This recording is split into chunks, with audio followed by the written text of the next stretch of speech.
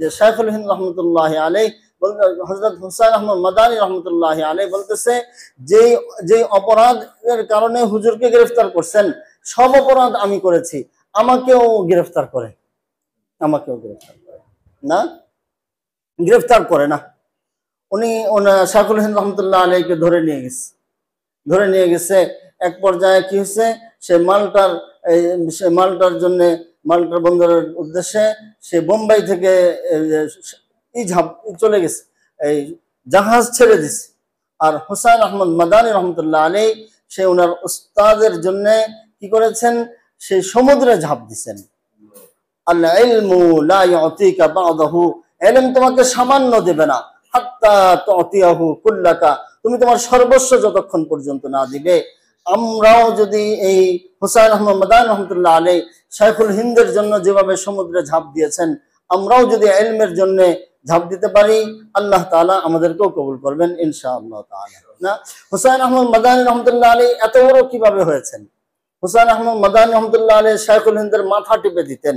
এটা ভালো করে হয় কিনা, সেই ওখান থেকে লখনৌতে আসতে মাথা টিপার ট্রেনিং নিয়ে পরে গেছেন, ওনার মাথা বানিয়ে দিতে। শাইখুল হিন্দ রহমতুল্লাহ আলাইহিকে গ্রেফতার করা হয়েছে, আর সব তো হয়ে গেছে, উনি নজরবন্দি ওনার ঘরে, ওনার নগণ্য এক ছাত্র। এই শাইখুল হিন্দ রহমতুল্লাহ আলাইহি আমার ওস্তাদ মাওলানা নিয়ামতুল্লাহ আজমি दामत बरकातुहुम বলেছেন, শাইখুল হিন্দ ने इलियास रहमतुल्लाह अलैहि को कान पकड़ कर इस काम में लगाया। তবলিগের এই কাজটা শাইখুল হিন্দ রহমতুল্লাহ আলাইহির কাজ, ইলিয়াস রহমতুল্লাহ আলাইহিকে কান ধরে এই কাজে লাগাইছে। শাইখুল হিন্দ রহমতুল্লাহ আলাইহির এক নগণ্য ছাত্র আনোয়ার শেখ কাশ্মীরি রহমতুল্লাহ আলাইহি, আনোয়ার শেখ কাশ্মীরি রহমতুল্লাহ আলাইহিকে বলা হয়, আল্লামা জাহিদ কাউসারি রহমতুল্লাহ আলাইহি বলেন যে আল্লামা ইবনুল হুমামের পরে তখরিজে মাসাইলের ক্ষেত্রে আল্লামা আনোয়ার শেখ কাশ্মীরি রহমতুল্লাহ আলাইহি থেকে বড় কোনো আলেম আসে নাই। শাইখুল হিন্দ রহমতুল্লাহ আলাইহিকে গ্রেফতার করছে, আনোয়ার শেখ কাশ্মীরি রহমতুল্লাহ আলাইহি দর্শে আসতে, পড়া আসে না। আবার কিতাব বন্ধ করে হুজুরের হুজরায় গেছে, উনি নজরবন্দি, পেটোয়া বাহিনী, পুলিশ বাহিনী গ্রেফতার করে রাখছে। হুজুর এই চার পায়ের উপরে বসা আর চোখে পানি। হুজুরের শাইখুল হিন্দ রহমতুল্লাহ আলাইহির পাগুলো আনোয়ার শেখ কাশ্মীরি রহমতুল্লাহ আলাইহি নিজের রানের উপরে নিছেন, এইভাবে বসে আছেন। শাইখুল হিন্দ রহমতুল্লাহ আলাইহি বললেন, আনোয়ার, আজকের পর থেকে ইনশাআল্লাহ তোমার আর কোনো পেশ লাগবে না। আনোয়ার শেখ কাশ্মীরি রহমতুল্লাহ আলাইহি কিতাব পড়তেন, কোনো মাসালায় যখন নাকি পেশ লেগে যেত, এই শাইখুল হিন্দ রহমতুল্লাহ আলাইহির কাছে আসতেন আর বললেন, ইনশাআল্লাহ আজকের পর থেকে তোমার আর পেশ লাগবে না। উনি বন্দি সেই আনোয়ার শেখ কাশ্মীরি রহমতুল্লাহ আলাইহি। আনোয়ার শেখ কাশ্মীরি রহমতুল্লাহ আলাইহিকে জিজ্ঞেস করা হয়েছে, আপনি এত বড় আলেম কি করে হলেন? না, যত বড়, যার শিক্ষক যত বড় সে তত বড় হয়ে যায়। শাইখুল হিন্দ রহমতুল্লাহ আলাইহির সে তাকওয়া, এই পরহেজগারি, ওনার যে লিল্লাহিয়াত, এটা আনোয়ার শেখ কাশ্মীরি রহমতুল্লাহ আলাইহি পাইছিলেন। বলেন, আমি ওই চারটা জিনিস পাইছি আমার উস্তাদ থেকে, ওই চারটা শর্তের কারণে আমি এত বড় আলেম হয়ে গেছি। বলছে চারটা কারণে আমি এত বড় আলেম। চারটা শর্ত কি কি যে আমি পাইছি আমার উস্তাদ থেকে? যে একটা হচ্ছে ইত্তিবায়ে সুন্নাত, রাসূল সাল্লাল্লাহু আলাইহি ওয়াসাল্লামের ইত্তিবা করেছি। ইজতিনাবুল মাআসি, গুনাহ থেকে বেঁচে থেকেছি। আজমতে ইলম, ইলমের সম্মান করেছি। ওয়াক্তি পাবন্দি, সময়ের সদ্ব্যবহার করেছি। আল্লামা আশরাফ আলী থানভী রহমতুল্লাহ আলাইহিকে জিজ্ঞেস করা হয়েছে, আপনি এত বড় আলেম হইলেন কিভাবে? আপনার জন্য আসমান থেকে নতুন কিতাব নাজিল হয় নাই, কিংবা মাটি ফুইরা নতুন কিতাব আসে নাই, এই কিতাবগুলো পড়েই এত বড় আলেম হয়ে গেলেন কিভাবে? নাকি না, এই বলে যে আমি চারটা কিতাব পড়ছি। একটা কিতাব হচ্ছে কাসিমুল উলুমি ওয়াল খায়রাত, কাসেম নানতবী। আরেকটা কিতাব হচ্ছে ইয়াকুব নানতবী, দেওবন্দের প্রথম মুহতামিম। আরেকটা কিতাব হচ্ছে হাজি ইমদাদুল্লাহ মুহাজির মক্কি। আরেকটা হচ্ছে মুফতি রশিদ আহমদ গঙ্গুহি। ওনার চার উস্তাদের নাম দিয়েছে। আনোয়ার শেখ কাশ্মীরি রহমতুল্লাহ আলাইহি বলেছেন, আমি চারটা শর্তের কারণে আমার উস্তাদ থেকে পেয়েছি, আমি এত বড় আলেম হয়ে গিয়েছি। আনোয়ার শেখ কাশ্মীরি রহমতুল্লাহ আলাইহি বলেন, একটা ইত্তিবায়ে সুন্নাত বলা হয়। আনোয়ার শেখ কাশ্মীরি রহমতুল্লাহ আলাইহি যখন যেই কাজটা করতেন সেটাই হলো সুন্নাত। ইজতিনাবুল মাআসি, গুনাহ থেকে বেঁচে থেকেছি। গুনাহ থেকে বেঁচে থাকা বলে, একদিন আনোয়ার শেখ কাশ্মীরি রহমতুল্লাহ আলাইহি ঘরে আসতেন, এসে দেখেন ওনার স্ত্রী ঘরে নাই, আরেকজন মহিলা বসা, আরেকজন মহিলা আবার ওনার স্ত্রীর বয়সী না, এটা বুড়ি একটা মহিলা বসা। ইনি ছিলেন মাওলানা মাওলানা এই যে কারি তৈয়ব সাহেব রহমতুল্লাহ আলাইহির আম্মাজান বসা ছিলেন, মুহতামিম সাহেবের আম্মাজান। আনোয়ার শেখ কাশ্মীর রহমতুল্লাহ আলাইহি পৃথিবীর সবচেয়ে বড় আলেম। এই বেটার বেতন কি ছিল? আনোয়ার শেখ কাশ্মীর রহমতুল্লাহ আলাইহি 2 বেলা মুহতামিম সাহেবের বাড়িতে খাইতেন, এটাই ছিল বেতন। মুহতামিম সাহেবের আম্মা বলে এরকম মানুষ পাই নেই, কোনো কিছু ফেরত আসে নাই জীবনে, যা দেই তাই চলে, এটাই হলো এই বেটার বেতন। আনোয়ার শেখ কাশ্মীর রহমতুল্লাহ আলাইহি ঘরে ঢুকে দেখে ওনার স্ত্রী না আরেকজন বসা। তো এই দেখে লা হাওলা পড়তে পড়তে বের হয়ে চলে গেছে, আর কান্নাকাটি করছে, আল্লাহ জীবনে কোনো গুনাহ করি নাই, একটা গুনাহ হয়ে গেছে, আল্লাহ তুমি আমাকে মাফ করে দাও। যখন নাকি আনোয়ার শেখ কাশ্মীর রহমতুল্লাহ আলাইহি এই হাদিস পড়াতেন, ইয়া আলী লা তুতবি'ন নাযরাতান নাযরা ফাইন্না লাকাল উলা ওয়া লাইসাত লাকাল আখিরাহ। হে আলী তুমি একবার দেখবে, দ্বিতীয়বার দেখো না, তোমার একবার দেখা যায় বা একবারই বেশি সময় দেয়, দ্বিতীয়বার দেখা কিংবা একবার বেশি সময় দেখা না যায়।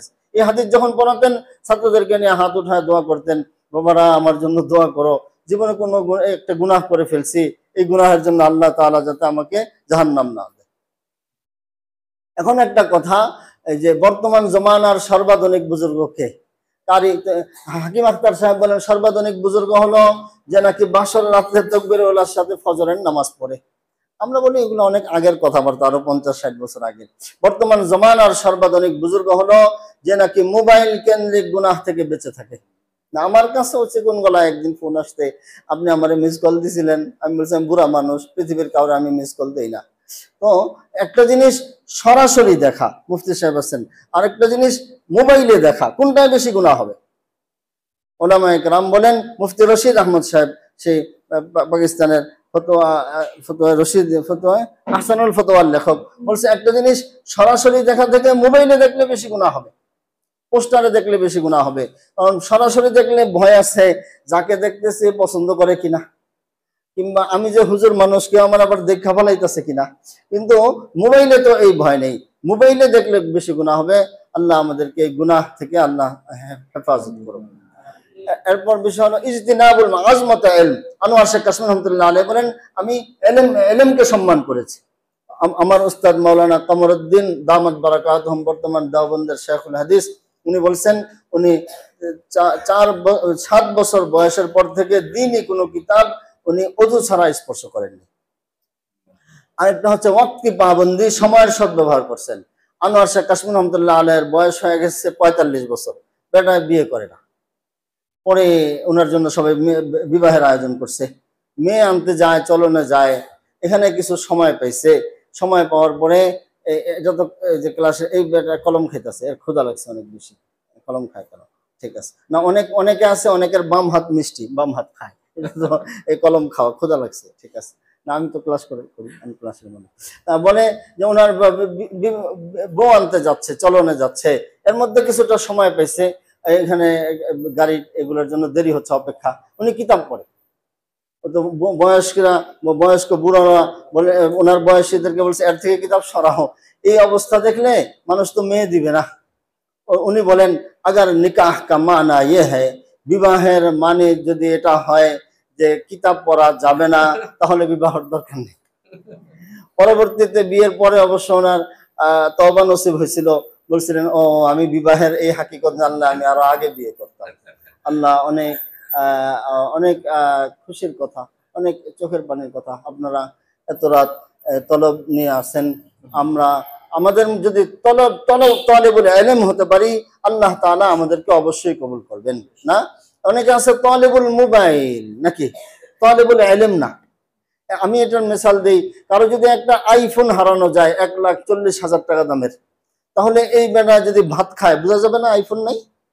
এই বেটা যদি হাঁটে তবুও বোঝা যাবে আইফোন গেছে, গোসল করলেও বোঝা যাবে যে আইফোন নাই। আর আমরা যারা তালেবুল ইলম ওয়াল আমাল, আমাদেরকেও একটা আমাদের চেতনা থাকতে হবে আখিরাত মুখী, তাহলে আল্লাহ তাআলা আমাদেরকেও ইলম দান করবেন ইনশাআল্লাহ তাআলা। দেখা যায় আমরা কি চিন্তা করব, আরো যে বাইতুস সালাম আছে, হুজুরের বড় ছেলে পড়ছেন মাদ্রাসাতুল মদিনা, এই মাদ্রাসাগুলোর মতো হওয়ার চেষ্টা করব কিনা? জি না, এটা চেষ্টা করবেন না। আমরা চেষ্টা করব পৃথিবীর সবচেয়ে সেরা হয়ে যাওয়ার, তাহলে আল্লাহ তাআলা আমাকে কবুল করবেন।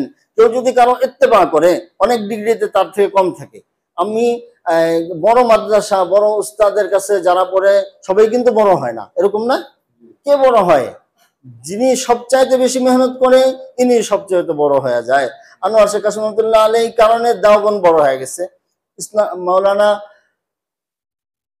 হাকিম আখতার মাওলানা আশরাফ আলী থানভী রহমতুল্লাহ আলাইহি বলেন, আনোয়ার শেখ কাশ্মীর রহমতুল্লাহ আলাইহির কারণে ইসলাম বড় হয়ে গেছে। কারণ ইসলাম যে সঠিক এই কথা বোঝা যায়, আনোয়ার শেখ কাশ্মীর রহমতুল্লাহ আলাইহি কি করেন? ইসলাম পালন করছে। আনোয়ার শেখ কাসিম রহমতুল্লাহ আরো কাহিনী, আনোয়ার শেখ কাসিম রহমতুল্লাহ আলাইহি একদিন এক জায়গায় রেল স্টেশনে বসা, দাঁড়ায় রয়েছে, অন্য একটা গাড়ির অপেক্ষা করতেছে। ওই স্টেশনে উনি যেই গাড়িতে উঠবে সেই গাড়ি আসে নাই, আরেকটা গাড়ি আসছে, সেই গাড়ি কোথাও যাবে। আর এখান থেকে একজন শিখ বের হয়েছে, বের হয়ে বলে আমাকে মুসলমান বানায়। তো মুসলমান হয়েছেন উনি। অন্যরা জিজ্ঞেস করছে, মুসলমান হলেন আপনি? বলছেন আমি আরেক জায়গায় যেতাম, এই যে রেলগাড়ির জানালা দিয়ে ওনাকে দেখছি আমি, আর আমার মনে হয়েছে উনি যেই ধর্মে আছে এই ধর্ম সঠিক, এজন্য আমি মুসলমান হয়ে গেছি। আমরা যদি চেষ্টা করি তাহলে কি হতে পারবো? পৃথিবীর সবচেয়ে বড় আলেম হয়ে যেতে পারবো না? এই বছর এই কিতাব অনেকে পড়বে, সবচেয়ে ভালো পারবে কারা? কি বলেন? মান জাদ্দা ওয়াজাদা, যে সবচাইতে বেশি পড়বে সে সবচাইতে ভালো হবে। আমরা চাই আমাদের এই মাদ্রাসার ছাত্ররা পৃথিবীর সবচাইতে ভালো হবে, পৃথিবীর সবচেয়ে ভালো, সবচেয়ে বড় আলেম, সবচেয়ে বড় ওয়ারিসে নবী হবে। আল্লাহ তাআলা আমাদের সবাইকে কবুল করুক। আলহামদুলিল্লাহ, আমাদের সাআদাত যে আমরা এত রাত্রেও আপনাদেরকে পেয়েছি, এবং আমাদের সৌভাগ্য যে আমরা সামনেও আসলেও পাবো, এটা আমাদের জান্নাতের ওসিলা হবে। আল্লাহ তাআলা যাতে আমাদেরকে আকাবিরদের পথে কবুল করেন, এই বলে এই কথা শেষ করছি। মাদ্রাসার মুরব্বি হইছেন কিনা আমাদের? ইনশাআল্লাহ ইনশাআল্লাহ সামান ওয়া তাআতা। আল্লাহ তাআলা